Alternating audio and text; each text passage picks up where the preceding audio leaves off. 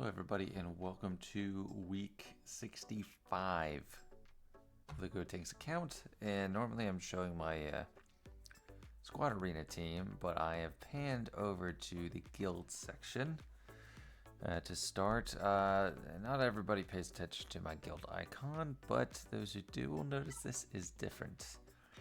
And I have joined a new guild. Heirs of the Empire, 390 million GP. And shouldn't be too surprising if you watched my last video.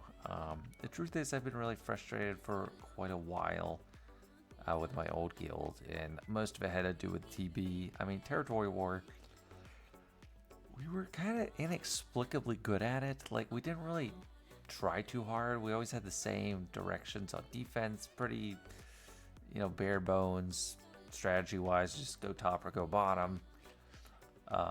No, but we just win. So I wasn't really, I don't know, I didn't have any problems with Territory War, but Territory Battle, I was basically the TB officer.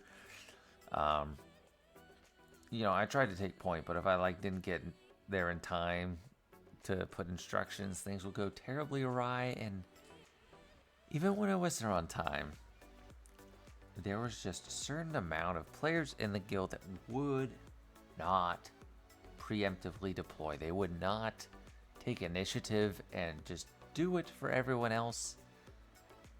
I didn't ask much. I didn't try to force combat missions. I didn't try to force platoons. I wasn't asking for anyone to relic certain characters, or even 7-star farm characters or anything. It was just, please just deploy, and that was it. But there were a certain amount of people that wouldn't do it. Our guild leader had no interest in doing anything. Unless someone didn't log in for 10 days, then maybe, yeah, okay, I booted them due to inactivity. But it'd have to get to 10 days. There was no downside to just ignoring me and not doing it. And I just was fed up with it. There was a lot of good. There was a lot of good players in the guild, very reactive. Probably 30 to 35 were actually very good and very responsive. And if I tagged them to deploy, they'd say, yeah, I deployed. But the repeat offenders, they just wouldn't even, I don't even know if they looked at Discord. They had a Discord, but they were all, I would DM them and never, I have several DMs where I just never got answers. And I just think of that as so disrespectful. But the reason I stayed in the guild for so long was because they let me in at 0. So I wanted to do everything I could to make it up to them. And I think I more than did that. I recruited several members to the guild, and I don't know if the guild leader seemed to care or he thought it mattered at all. But there's a lot of players that have expressed gratitude and said they were sorry to see me go, and said they appreciated me, which was great because I really did put a lot of effort into that guild. With the individual tags, going into the game, finding the list of players that didn't deploy, tagging them individually. Because some, if you just do a member tag, a guild-wide tag, they just wouldn't listen. I just had enough of it. And I don't want to take an active role in any guild leadership anymore. It's too draining. There's too much stuff, especially with running the channel and trying to do videos. It's I don't want to do that. So I have definitely upgraded this guild. They're not trying to force me into any specific farms, which I like. They require participation, which is awesome. That's all I need. I think we get 3rd crate still in raid, so it's the same. I think maybe they've gotten this crate a couple times. That's not the huge upgrade. One of the huge upgrades is droid brain. So I think I recently showed my droid brain inventory. And in a year and 2 months, or almost a year and 3 months of the account, I had gotten 3 droid brains. We just won a Territory War in the 380 million bracket, and I now have 8 droid brains. So I have almost tripled my droid brain inventory as a result of 1 TW with this guild. So our next stuff it's not unthinkable anymore. It is attainable. Because, how much do you have to spend crystal-wise to get droid brains otherwise? I 1,500 for 5, so 6,000 crystals for just that one component of an R9. Just real quick. So one thing before I move on from talking about my old guild. So last week, I do regret letting one guild member out to dry. His name was Thraken Vittori. He was the guy that did get us a premature star. And I feel bad because he was one of the good players that usually he's very responsive, he's very good, he's respectful, and it was just a mistake. And he didn't make many mistakes. So I just wanted to put that apology out there. But the players like Woo Woo Blue, if you watched last week, I have no apologies for them. No apologies. They deserve to get kicked, and I hope they do. I don't know. So I'm happy to be in the new guild. We are gonna be doing They're in Rise of the Empire, exclusively. So that's nice. I don't have Watt 7-star yet, but that's fine. Like I didn't contribute to Watt, so I was the freeloader there as well. And I think this guild does get a certain amount of Reva shards. I don't know how to tell what they got last time, but they get like 26 stars. So that's 4750 of tier 3, and then the max on the tier 2 and tier 1. The tier 1 gets maxed pretty early in the stars. Like once you get 13 stars, you're maxed on your tier 1, your get 1, and get 2 gets maxed at 24. So that's great. 875 crystals too. That's awesome. And these boxes. So that's going to be really nice. Reva shards. So that makes me really want to think more about Inquisitors in my long-term planning. So normally, I think Arnold touched on this too, like in a recent video, just once he has Reva, now he feels like he can go for Inquisitors. And it is true. I do agree with that, because Inquisitors without Reva are nothing special. They are nothing to write home about. And even that assault battle, you can do it without Reva. I actually have a guide for Challenge Tier 3 without Reva, because I did that on my main account. But it was miserable. It was agony. Just agony trying to get through it. It was one of the only events where I had to just try to record on my phone and the voiceover after, not because I didn't have time to sit at my computer and do it. It's just because it just wasn't gonna go well. I would probably sit there, end up for 30 minutes, and then get a fail, and then what do I have to just do it all over again? So I mean, that's kind of what I do on my Gotenks account for Assault Battle guides, but I was just like, it's just agony. But anyway, if I project out that I'll be getting Reva in a certain amount of time, like I'll start working on Inquisitors, because that is a full classic assault battle that's there for the taking. And then having Reva will be a lot easier. Like I have no interest in getting through that without Reva again. It was just horror. It was misery, just and misery and woe. It was just awful.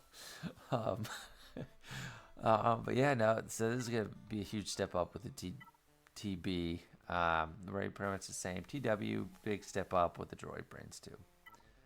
So yeah, I mean, I hope it works out well with them for a while. And why did I choose this guild? So actually, after I chose them, I had decided to move on before I even posted last week's update. And I got lots of comments saying, "Oh, why don't you just move?" And yeah, everyone was right. And that already by that point, I had already decided I was leaving. However, I wanted to make a modest leap up. Like I wanted a noticeable improvement in guild, but I didn't want to be completely just freeloading and completely just a cherry case, I guess. Because I mean, even on Gotenks when I started it, I joined that guild. It wasn't that big. I mean, it was 160 million, which is a great starting guild. But I was definitely a charity case. I now feel like I am finally at the point where my account is not a charity case. It's demonstrated potential. Like, people know, obviously, from the channel that I'm serious about the game, and I participate religiously, and I know what I'm doing, obviously. So, and people were offering me into their guild that was like 500 million, like huge guilds. So like I don't want to do it jump up that high where I'm just a total charity case. So this felt like a good enough, really solid, really great improvement without being it was completely carried in every way. Like I didn't want to join a guild with like I was getting like 48 Reva shards. It's just like so much. But no, yeah, I'm looking forward to it. Happy to have a place. I went in the looking for a guild channel on my Discord server and found them that way. I just looked through until I found one that matched. And I didn't actually realize how active that channel was. There was like multiple posts each day. I was like, oh man, wow, it's like a hub. But that was cool. Anyway, all that about guild stuff. Happy to be moving on. Roster updates. So I think Tech I had already gotten to like Relic 4 last week. I finished slicing his mods to 6 dots. I'm still at that 173 base speed. But got the health and offense as high as I can get without making this faster than Anakin's ship. So that's great. Fennec Shand is finished at Relic 7. She has a few mods sliced. And Chrysanthemum I just got up to gear 12. Now, I don't think I had any other new Relic characters since last week. It's still just working on, Java stuff. It's coming together more and more. Bonus drops for the Conquest characters, so I can talk about that. But for Java, Chrysanthemum is at gear 12. He's almost at gear 13. I went ahead and gave him his Zeta, because at this point I need to start thinking about the Java team Zetas and prepping for that. Get Chrysanthemum Skiff. I already have Boosh, and then maybe I just start hoarding for Java Zetas. But yeah, this is what I'm. The end is somewhere in sight, so I need to just really hit the gas. Outrider's getting there too, 44 out of 100. I favorited Rex's Y-Wing because it is a ship that could potentially be useful to me. But it's not like farmable anywhere. You need to get it occasionally in the fleet store, so it's like hit or miss. So I think that's kind of an oversight. They really need to have this explicitly farmable somewhere, like on a permanent basis. I got one shipment of Rebel Y-Wing last week, and I did farm one shard manually because I was doing the bonus drops. And where that puts me now on Cat, I already had some shards. I favorited her. 108. So I have 108 out of 330. 106. So that was quite a few months cut off the waiting time for her. And like Malicos, I think I had gotten a bonus drop somewhere 40 out of 30. I didn't work on Maul at all. I didn't try to farm Maul shards at all. I did hoard. I just had to like hit every light side node I could. I stopped trying to be choosy with them and basically looked at each hard node as a hard node that has Cat on it. So I was just hitting anything after our first few choosy ones. But yeah, didn't really get as much Ben Solo because Cantina Energy just wasn't dropping as much. I'm not trying to avoid getting Ben Solo. It's just he's not like a huge priority at all. And then Malgus was the other one on Fleet. So 99 out of 330. That's good. That would also sweeten the pot to try and make a push for Malik too, if I can have Malgus whenever I can get close to Malgus. So I'm glad they did that. I mean, they need to do more stuff like that. They need more permanent means to help people with older Conquest characters, because Cat is coming up on 4 years old this year. 4-year-old character that is still unthinkably hard to get on an account like this. It is so much easier to get a the second newest galactic legend than it is to get Cat. It's so broken of an acquisition system. It's just so backwards. Speaking of, those days are almost gone for me, because every new character from now on, hopefully, I should be able to get in 6 months. Jocasta knew the ship has sailed for that. But I have acquired Gold Crate on the Gotenks account.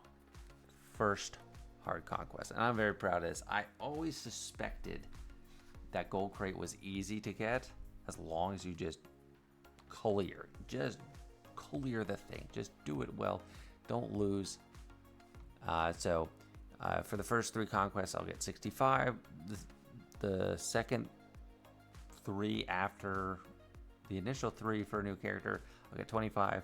Put those together, that's 90 per, and if you buy the shards, you're gonna unlock them in 6 months. So from here on out, I won't be missing out indefinitely, not necessarily at least. And yeah, what after I cleared, so I did all my videos on the sectors. After I finished that, I went back and got the Shin and Merrick kills or wins. Sector 4, I came back and got I did that Night Trooper and Captain Enoch, and that was mostly with Padawan Obi-Wan, Kron under Jedi Knight Luke. And then to finish it off, I got both of these. I got when it was Snap. I bumped it up to Gear 8 and tried to give it like flat health and protection to make it survivable, and put it with Jedi Luke and Padawan Obi-Wan, Jedi Anakin, and General Kenobi. General Kenobi to be an extra tank. And then I did 7 battles with the Iden team. I actually won one of them. My Relic 7 Scout Trooper ramped his offense so much through weak point, or her offense so much through weak point, that every time she countered, she completely healed from health steal. So that was kind of funny. But yeah, so really happy with that. I don't know what else is going on. I can't wait till I can do this event. It is such good rewards. It's just so nice. But yeah. I have a Grand Arena match that I recorded on my phone that I have to upload, comment over, and get to. I wonder if I could just upload it without any commentary and just have the battles, and it'd be like fine. It'd be easier on me. But anyway, yeah, I think that's it for this week. The biggest thing on my mind was the guild stuff and the conquest. Right now I don't have anything else extra to add about the guild stuff. But yeah, I think I paid my dues and it was time to move on. Anyway, thanks so much for watching. I hope you enjoyed this weekly update and hearing my thoughts, and I'll see you guys next week.